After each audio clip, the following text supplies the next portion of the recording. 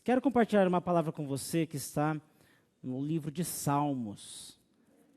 Salmos 133. Se quiser chamar de capítulo, pode chamar, fique à vontade, não tem problema nenhum.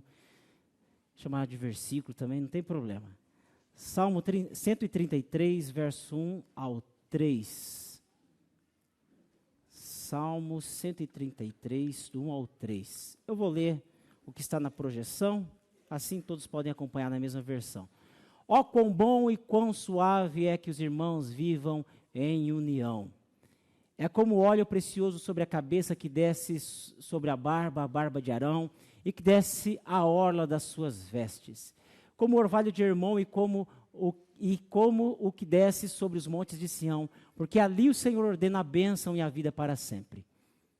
Eis até aí, obrigado, esses três mesmo. Amém? Quão bom e quão suave é viverem unidos irmãos. O tema que eu quero dar para a mensagem dessa noite é comunhão. Comunhão, a comunhão que nós vivemos. Você acredita que ainda a comunhão da igreja, ela impacta o mundo? Amém? Gente, uma das coisas que eu acho assim incrível, fantástico no cristianismo é a comunhão. Eu acho assim algo impressionante este poder do evangelho que tem de unir pessoas que não se conheciam, que passam a chamar o outro de irmão, por conta da comunhão.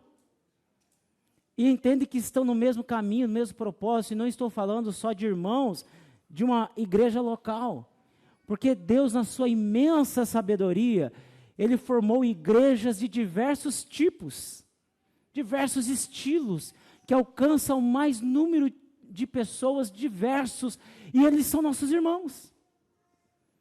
Igrejas diferentes do nosso jeito de cultuar, da nossa liturgia, do nosso jeito de fazer culto.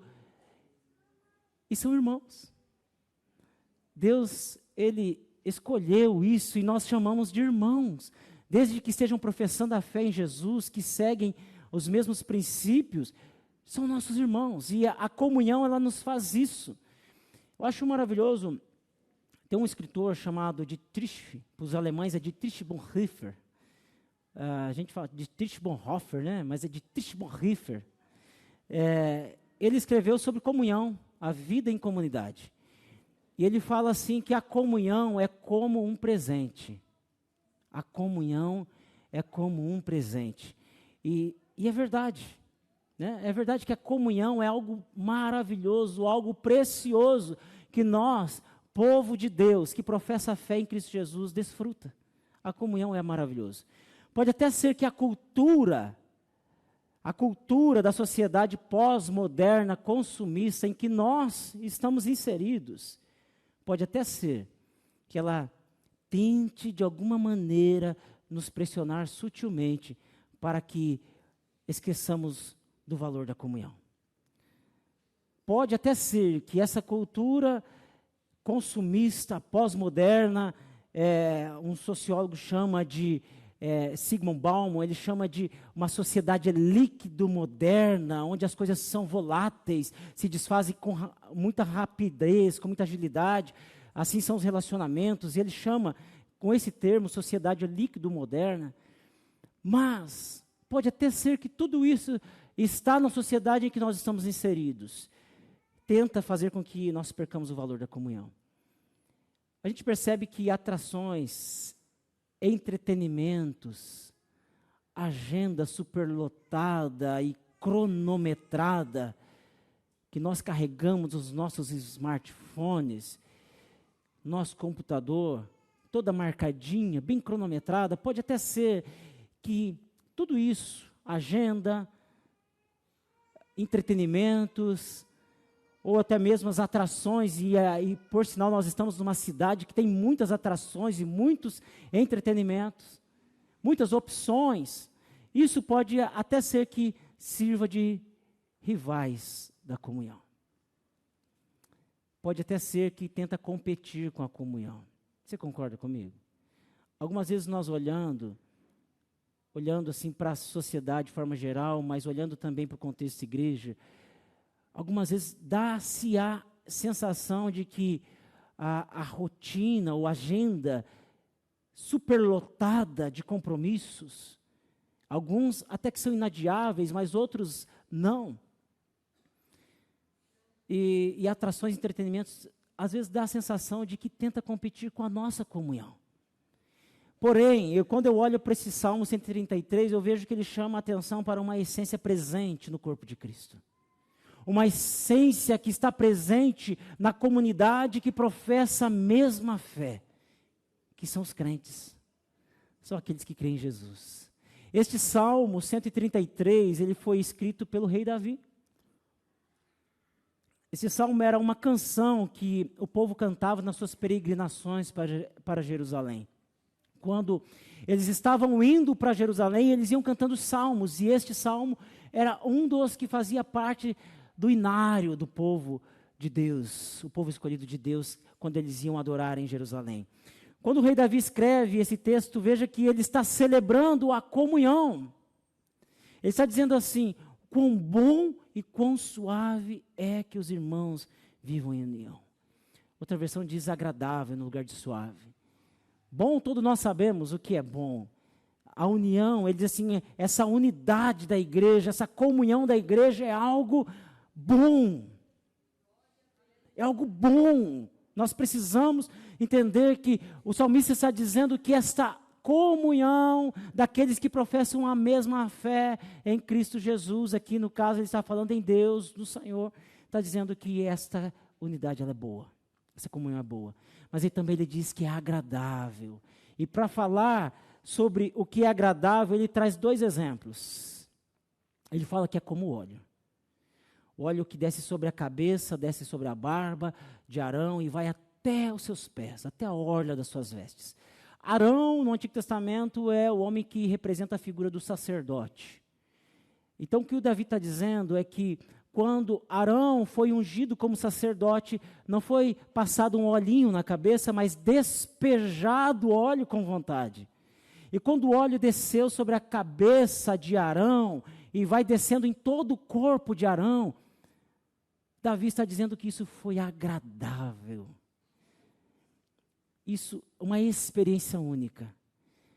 Mas não é só isso que simboliza o óleo que desce sobre a cabeça e passa por todo o corpo de Arão. Simboliza também, preste atenção, que não está restrito à cabeça, o óleo.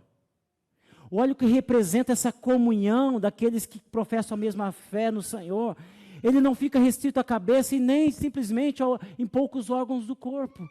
Mas ele encharca todo o corpo para dizer assim, que a unidade, ela não pertence a uma parte do corpo, mas em todo o corpo. Aí garanto que você já lembrou do apóstolo Paulo, quando ele representa a igreja de Cristo como corpo, né? Os membros em o seu próprio lugar no corpo. E é isso talvez que Davi está dizendo para nós, a comunhão, essa união, ela é tão agradável e é tão boa, porque não fica restrito a uma parte do corpo, mas ela une todo o corpo, ela passa por todo o corpo sente, e não é um óleo diferente na cabeça do que está no pé, mas é o mesmo óleo que desce no corpo todo. Ele usa outra representação dizendo também que é como o orvalho de Hermon, e que desce sobre os montes de Sião. Gente, eu não sei exatamente a distância, mas o Hermon, o Monte Hermon e Sião está numa distância muito grande. Não teria como pensar que o orvalho que desce no Hermon desceria também em Sião, de uma maneira assim que, mas como ele está dizendo assim, se as duas coisas não estão próximas, mas a representação é a mesma. O orvalho que vem de Deus, que é essa comunhão que surge de Deus, é a mesma união que desce sobre o Hermon, que desce sobre Sião. Porque ela vem do mesmo lugar. E assim para nós. Para os irmãos que estão cultuando a Deus em outra região hoje, em outra parte do mundo, aqueles que já cultuaram, o orvalho que desce é o mesmo porque vem de Deus, e ele desce sobre o Hermon e desce sobre Sião. nos alcança, a mesma comunhão, a mesma unidade.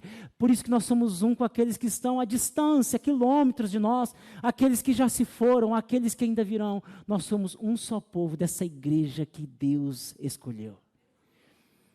Aí o salmista diz que, porque ali o Senhor ordena a bênção e a vida para sempre. Ele está dizendo que, naquele momento em que os irmãos estão em comunidade, existe algo extraordinário da parte de Deus. Em Sião, os irmãos se reuniam para adorar ao Senhor. E o que ele está dizendo, olha, quando eles estão em unidade, quando estão em união, o Senhor dá uma ordem. Ali ele ordena a bênção e a vida para sempre. Eu garanto que você já tenha experimentado a bênção que é viver em comunidade. É maravilhoso viver em comunidade. Só que quando o salmista escreve, nós talvez não temos tanta noção da importância deste salmo para Davi. Porque Davi, quando ele está celebrando a comunhão, ele está celebrando com tanto êxito, com tanta alegria, porque lá atrás, este mesmo povo que está unido, eles não estavam mais unidos. Você que já leu o Antigo Testamento vai lembrar da história do povo de Israel. Você que não leu, convido você a ler Samuel, 1º e 2º Samuel, Reis, Crônicas, que vai falar um pouquinho. Você há de lembrar que o povo de Israel era o povo da promessa. Deus tinha dado uma promessa a Abraão. A partir de Abraão nasce Isaac, nasce Jacó. A promessa vai se cumprir posteriormente, bem depois da morte de Abraão. Jacó tem 12 filhos, cada filho representa uma tribo. E ali começa a multiplicação que Deus havia falado para Abraão como uma promessa. 12 tribos, e Deus estava ali no meio daqueles irmãos, daquelas 12 tribos. Porém, chega um momento que eles chegam a Samuel e falam assim: Samuel, nós queremos ser como as outras nações. Cada nação tem um rei, e nós também queremos um rei. E eles pressionam Samuel para terem um rei como as demais nações. O modelo que Deus tinha escolhido para o povo de Israel era diferente das demais nações. Deus passeava no meio deles, Deus falava através de profeta, Deus falava através dos juízes, Deus estava presente no meio deles. Samuel fica aborrecido e fala: Deus, e Deus fala assim: fique tranquilo, não rejeitou você, rejeitou a mim. Vamos dar um rei. E Deus fala para Samuel escolher um rei, escolhe ali Saul. E Saul vai ser rei daquelas 12 tribos, mas não era um rei segundo o coração de Deus. E quando Saul vai reinar sobre Israel, ele vai cometendo alguns erros, até que o reino dele se acaba. Mas quando o reino de Saul se acaba, Davi já tinha sido ungido rei por Samuel, porque Deus já tinha escolhido Davi como o rei segundo o seu coração. Só que Saul morre e Davi não assume as 12 tribos, Israel, mas ele assume somente uma tribo, que é a tribo de Judá. Porque as 11 tribos, as demais tribos, quem assumiu foi um filho de Saul chamado Isbosete. E ele começa a dominar essas 11 tribos. E aí começa uma guerra entre irmãos. Aqueles que eram únicos irmãos, 12 tribos, agora Judá com as 11 tribos começam a guerrear entre eles. E há uma desunião, há uma separação, eles não conseguem cultuar mais a Deus juntos. Davi reina 7 anos em Judá, 7 anos e meio em Judá, até que Isbosete morre e o povo aclama Davi como rei de todo Israel, de todas as tribos, e une novamente as 12 tribos. Agora você entende por que a alegria dos irmãos estarem unidos novamente? Quando Davi escreve esse salmo, ele está dizendo assim: que alegria poder ter as 12 tribos novamente, cultuando ao único e verdadeiro Deus. Não ter mais separação, não ter mais guerra, não ter mais briga entre irmãos, mas agora os irmãos estarem no mesmo ambiente, podendo adorar a Deus. Mas infelizmente o coração humano é um coração tão maligno, e que depois Davi morre, Salomão assume, e todo Israel num tempo de paz. Salomão, o nome dele significa paz. Mas Salomão envelhece e comete alguns erros também, e quando ele morre, vem o filho dele, Roboão, para reinar sobre todo Israel. Mas Roboão foi um rei muito difícil, que trouxe um peso para a nação. E quando Roboão ele resolve reinar sobre Israel, existe mais uma separação entre os irmãos. Até o ponto daqueles povos, as duas nações que se tornou o reino do norte, reino do sul, reino de Israel, reino de Judá. E essas nações, elas começam a adorar outros deuses, como as demais nações foram contaminadas. E eles começam a ser levados para o cativo. Judá, por amor a Davi, foi a última nação, últimos povos a serem levados para o cativeiro por amor de Deus a Davi. E eles vão ser levados para o exílio e ficam lá 70 anos. E passa um momento de novo de dificuldade, até que Deus fala assim, existe mais uma solução para unir esses povos novamente. E eu acho maravilhoso o Apocalipse capítulo 5, quando o texto diz assim, que digno é aquele de abrir o livro e abrir os seus 7 selos. E ele começa a dizer assim, porque aquele que é digno, Jesus, o Cordeiro de Deus, foi ele quem, com o seu próprio sangue, comprou para Deus povos, homens de todos os povos, língua, raças, nações, e uniu um só povo.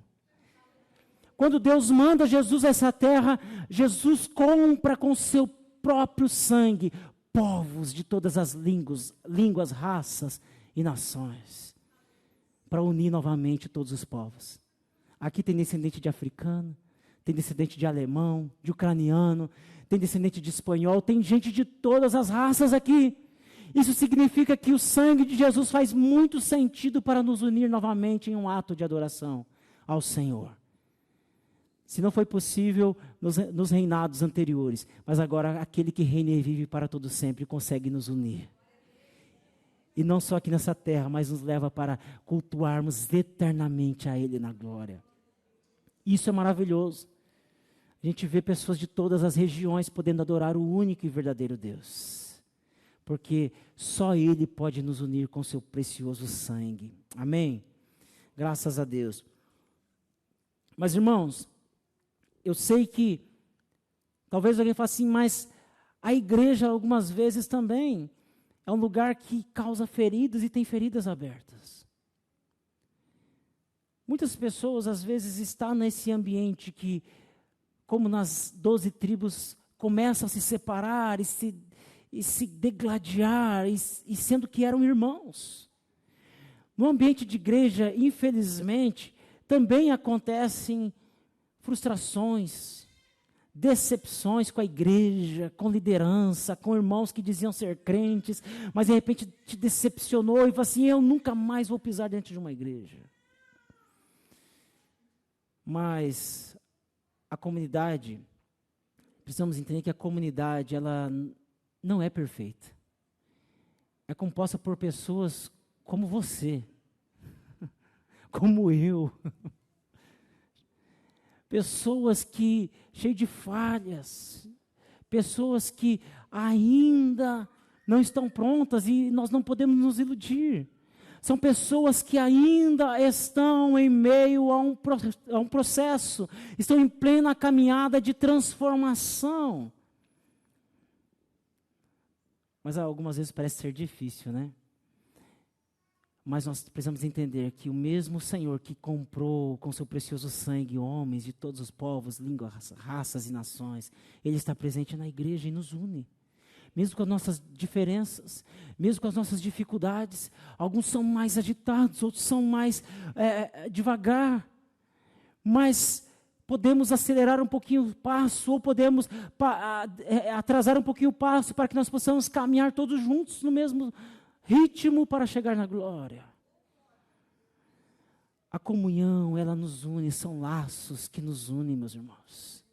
A comunidade, ela nos une, nós precisamos olhar esses irmãos que foram recebidos hoje, outros que foram recebidos nesse início desse ano. Gente, são pessoas falhas ou não?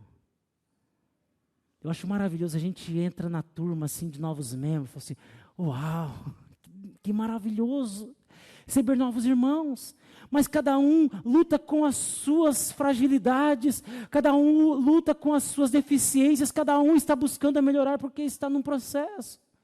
Eu não sou diferente, você não é diferente. E o que é maravilhoso é que o sangue de Jesus comprou cada um de nós. Eu olho para... Ou você olha para mim e fala assim, o quê? Jesus comprou até esse homem aí? Comprou. Aquele outro que você vê na outra igreja entrando com a Bíblia embaixo do braço, andando diferente de você, Jesus também comprou com o seu precioso sangue. Jesus comprou isso que faz sentido para nós, para vivermos em comunidade, vivermos em comunhão, olhar para os outros e não julgar, mas nós podemos falar assim, Jesus morreu por ele também. E eu quero amar este irmão e caminhar com ele. Nós temos inúmeros motivos para nos dividir, meus irmãos. Para falar, eu não sento do lado dessa pessoa mais. Eu não vou frequentar mais o culto que essa pessoa estiver presente. Vou escolher um dos cultos. Nós temos inúmeros motivos para nos dividir. Mas nós temos um único motivo para nos unir, que se chama Jesus Cristo. Ele que nos une, ou nos ajunta, assim, ó, deixa tudo pertinho. Só Ele tem este poder e a razão da nossa existência, a razão da igreja existir ao Senhor Jesus. E como a nossa comunhão pode impactar as pessoas? Como a nossa comunhão pode impactar as pessoas? Quero deixar 3 ensinamentos para nós. Primeiro, participe intencionalmente da adoração coletiva. Participe intencionalmente da adoração coletiva. Amém? E a adoração coletiva que eu estou falando aqui são os cultos. Participe intencionalmente, fala no teu coração, não veja a hora de chegar o dia de culto de novo. Coloque na tua agenda como prioridade, como alerta. Apesar que quem frequenta os cultos no domingo não precisa nem colocar alerta, já olha no relógio, já faz uma programação para dar tempo de vir. Participe intencionalmente da adoração, dos cultos semanais, meus irmãos. Este lugar aqui, o culto coletivo, é uma das formas de expressão da nossa fé em Cristo Jesus. Nós declaramos publicamente e no mundo também espiritual, dizendo que existe uma comunidade que professa a fé em Cristo Jesus.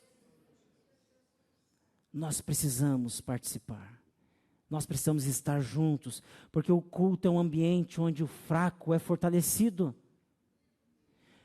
A pessoa chega aqui capengando, mas sai de cabeça erguida, com o peito estufado, dizendo, uau, eu estou pronto para mais uma semana. Esses dias eu estava conversando com uma pessoa que não pôde vir no culto de domingo, e falei assim, pastor, quando eu não vou no culto de domingo, a semana não é igual. É ou não é? Quando não dá para ir no culto de domingo, meu Deus, como é difícil. Eu estou muito feliz que nessa noite está aqui o nosso irmão Wilson Witneski. Ele passou um processo, né, irmão Wilson? E nós nos alegramos com a vitória. Quando eu vi o irmão Wilson, eu falei assim, gente, que alegria.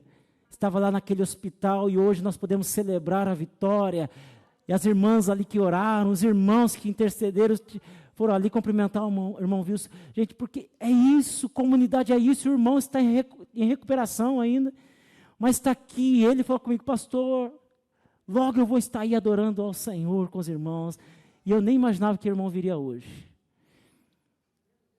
O culto coletivo, a adoração coletiva, ela nos fortalece, ela cura, ela transforma, ela impacta a nossa vida, onde o cansado, a pessoa chega cansada e encontra refrigério. Durante a semana, quantas lutas você passa? O ambiente que você vive, que você trabalha, ou a tua casa, só você e Deus conhece. Mas aqui na adoração coletiva você encontra forças, refrigério, encontra fortaleza, renovo, para continuar a semana e voltar para casa e falar assim, eu sei que Deus está comigo. Eu sei que Deus está me fortalecendo, eu sei que Deus está me enchendo, eu sei que Deus está me renovando para eu aguentar mais uma semana. Participar intencionalmente da adoração coletiva, porque aqui também é o lugar onde os aspectos negativos da pós-modernidade, eles que estão presentes na sociedade, eles são combatidos através da comunhão, através da oração. Alguém que para para o outro ali e fala assim, irmão do céu, vamos nos unir em oração que as coisas estão difíceis. É nessa comunidade, nesse culto, nessa adoração coletiva, onde nós preservamos e afirmamos os princípios da palavra do Senhor. Nós pregamos e você ouve, e fica na tua cabeça, e você compartilha, você leva para a tua casa, o teu filho comenta. É tão bom chegar em casa e o filho fala assim, como que é aquilo mesmo que foi falado na igreja? Gente, não tem melhor coisa. Olha que oportunidade de trazer os filhos para a igreja, adolescentes, crianças, para ouvir os princípios da palavra do Senhor, para ver todo o movimento de Deus aqui nessa adoração coletiva. Fala, uau, como é maravilhoso adorar de maneira coletiva. É aqui onde, na adoração coletiva, nossas forças são renovadas e a nossa vida espiritual é fortalecida. Temos forças, somos abastecidos, somos restaurados. Aqui é um restaurante. Sabe que a palavra restaurante tem a ver com restauração, né? Restauração das forças. Aqui é um restaurante espiritual, onde nós nos alimentamos para aguentar no dia a dia. Amém? Então, primeiro, participe intencionalmente da adoração coletiva. Segundo, tenha vida em comunidade. Tenha a vida em comunidade. Irmãos, o culto de domingo ele é insuficiente para criar vínculos, para se ter comunhão. Aqui nós reencontramos, nós abraçamos, mas é insuficiente para gerar vínculos entre irmãos. Participar de um pequeno grupo, de uma célula, de pequenos encontros, eu tenho certeza, ontem o Projeto Vida teve presente, teve uma palavra maravilhosa, né, Jacira? E os irmãos falam assim, uau, como é gostoso, dá até vontade de participar do Projeto Vida. Ô povo animado! E quando se reúnem em grupos pequenos, seja no Projeto Vida, na Tarde da Bênção, nas células que acontecem semanalmente, gente, a comunhão ela vai sendo fortalecida. Eu acho maravilhoso quando nós estamos na célula, a pessoa que nem conhecia o outro, chama o outro pelo nome na próxima célula. Ô meu irmão, como você está? Lembra do pedido de oração, lembra de agradecer a Deus, celebra junto quando alguém testemunha, olha, lembra que eu pedi oração semana passada? Deus já respondeu. E eu te digo mais, na célula, diferente do domingo, onde tem bastante gente, tem gente que rasga o coração. Fala assim, essa palavra falou comigo. Eu tenho dificuldade exatamente. Essa semana nós falamos sobre paciência, gente. O que nós descobrimos de gente com sangue quente? Mas como é maravilhoso, depois alguém puxa o outro do lado e fala assim, realmente faz muito sentido para mim esta palavra. E as pessoas vão sendo aperfeiçoadas, vão sendo transformadas, e isso vai gerando vínculo, vai gerando contato, vai gerando comunhão, e o corpo de Cristo vai sendo fortalecido na célula aqui, na célula lá, e o corpo de Cristo vai caminhando de forma forte. E nada pode abalar um corpo que está fortalecido. Um corpo que está fraquinho, qualquer vento leva. Mas um corpo que está fortalecido, com músculos bem fortalecidos, não vai ser vencido facilmente. Amém? Uma das finalidades da célula é a comunhão e o fortalecimento mútuo. Na célula nós vemos essas pessoas assim, eu fico tão feliz assim, de repente alguém vindo de carona com outro, que nem se conhecia há poucos meses, de repente chega na célula junto. Essa semana na célula alguém falou assim, hoje eu estou sozinha, minha carona não veio. Como acostuma, gente, isso é maravilhoso. Onde isso é produzido? No ambiente onde as pessoas vão desenvolvendo essa comunhão, essa comunidade, este vínculo. E parece ser algo tão simples uma carona, parece ser algo tão simples lembrar o nome do outro, parece algo tão simples orar pelo outro, mas isso tem um impacto espiritual muito grande. Tem um sentido espiritual muito grande. E nós fazemos isso por causa de Cristo. Nós geramos comunhão um com o outro por causa de Cristo. Você pode dizer amém? Amém. A comunidade, a vida em comunidade é uma expressão do corpo vivo de Cristo. Um cuidando do outro, orando pelo outro, celebrando pelas conquistas. Então tenha vida em comunidade. Terceiro, se importe com outras pessoas. Se importe. Quem já ajudou um estranho a empurrar o carro? faz a diferença na vida de alguém ou não faz? Você chega e coloca o carro no estacionamento, de repente você percebe que tem alguém ali que precisa de ajuda. Outro dia nós fomos numa casa china, cheguei e estava lá, quando eu cheguei no estacionamento, já estava vindo embora, tinha uma senhora lá de salto, empurrando o carro sozinha e o marido lá dentro, coitado. Nós fomos lá ajudar a empurrar. Faz a diferença na vida de alguém. Parece algo tão simples. E existe algo muito mais profundo que nós podemos fazer. A diferença na vida de alguém, se importar com alguém. Nós somos voz de Deus na sociedade. Sim ou não? Essa igreja que está plantada aqui não é uma igreja da Vila Camargo. Não é uma igreja do Cajuru. É uma igreja da cidade. Deus plantou essa igreja neste lugar para ser a igreja da cidade. E agora entenda uma coisa, se Deus plantou essa igreja aqui na cidade, trouxe você aqui para essa igreja, você não é membro somente dessa igreja. Você é da cidade. Você é crente da cidade. Você é discípulo da cidade. Você é servo de Deus para impactar pessoas na cidade. Onde você estiver. Se você mora fora de Curitiba, é membro dessa igreja, então, que a grande Curitiba, Deus te plantou neste lugar, mas não é para ser restrito a 4 paredes, nós estamos plantados aqui. Entenda, se você é igreja da cidade, eu sou pastor da cidade, você é líder da cidade, você é diácono, aliás, diáconos e diaconisas, hoje é o dia, né, na Renovada, parabéns aos diáconos e diaconisas. Você é diácono e diaconisa da cidade. As pessoas estão te observando. As pessoas olham e falam, você é daquela igreja na esquina. Outro dia eu fui na frutaria, e o dono da frutaria falou assim, olha, veio uma pessoa da tua igreja aqui. Foi mesmo? Não sei o nome dela, mas a tua igreja não é aquela igreja da esquina? Ali, assim? Eu falei, então, veio uma pessoa aqui da tua igreja. Eu falei, gente, o dono da frutaria conhece os membros da nossa igreja. Os vizinhos conhecem quem são os membros da nossa igreja, ou seja, é uma igreja da cidade que Deus plantou aqui para ser voz profética para essa cidade, para impactar essa cidade, para levar uma palavra de ânimo, uma palavra de esperança, uma palavra de fé. E a nossa comunhão vai impactar o mundo, em nome de Jesus. Não é bom ouvir uma palavra de ânimo, uma palavra de esperança? Tem dentro de você uma palavra de ânimo, uma palavra de esperança. Deus te escolheu para impactar vidas também. Amém? E ninguém está tão ocupado que não pode fazer a diferença na vida de alguém.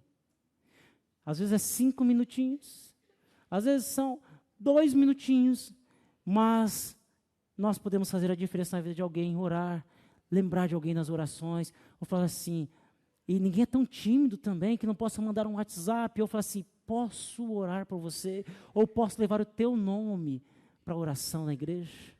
Nós podemos impactar vidas. Nós somos pessoas que Deus plantou aqui para alcançar outras pessoas. Amém? Irmãos, nós não somos um povo qualquer. Antigamente existiam 12 tribos, mas nós não estamos restritos a 12 tribos.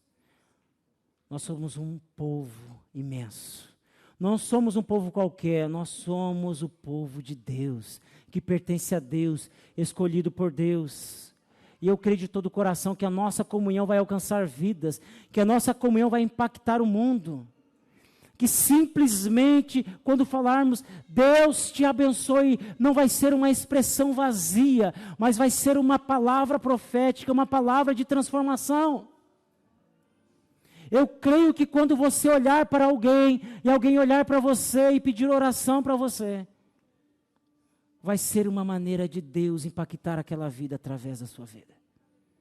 Eu creio que simplesmente, algo tão simples como você ajudar alguém a empurrar um carro, ou oferecer um cachorro quente para alguém, vai impactar a vida dessa pessoa, não vai ser uma expressão vazia. Não vai ser uma expressão vazia, mas vai ser algo vindo dos céus. Quando você estiver no caixa do supermercado, e a pessoa olhar diferente para você, e você entregar um folheto, você falar de Jesus, você fazer qualquer expressão, que você fala assim, mas isso não tem tanto sentido. Tem sim. Porque você não está falando em seu nome, mas no nome do Senhor Jesus. essa comunhão entre os irmãos vai impactar o mundo. Vai impactar o mundo. Quando alguém chegar para você e falar assim, eu estou tão fraco, estou sem forças, estou sem esperança, eu acho que eu não vou resistir. E você poder levar uma palavra de esperança. Na quarta-feira eu falei aqui de alguns textos bíblicos que os irmãos carregam consigo. E alguns falaram textos tão maravilhosos. Isaías 41:10, Salmos, textos que carregam como promessas, e esses textos que vocês carregam como promessas podem servir como uma palavra para dizer para alguém. Deus vai colocar pessoas no seu caminho para ouvir exatamente o texto que você carrega com você. O texto que você tem memorizado, o texto que você abraçou. Deus vai colocar pessoas para você falar assim, deixa eu te falar uma coisa, e você citar esse texto para a pessoa. Vai impactar vidas em nome do Senhor Jesus. Quero convidar você a colocar-se em pé.